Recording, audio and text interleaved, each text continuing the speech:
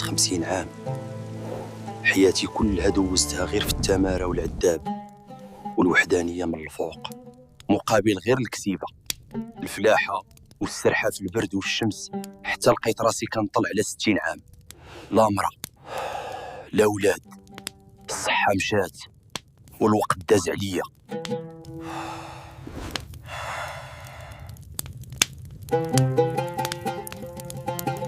حتى إلا قلت نتزوج، شكون يعطيني بنتو دابا؟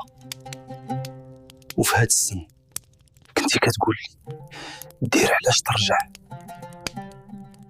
وانا ما سمعتكش في ذاك الوقت. غادي نتوكل على الله ونقصد ولاد الخير، يمكن الله يعوضني في اللي فات.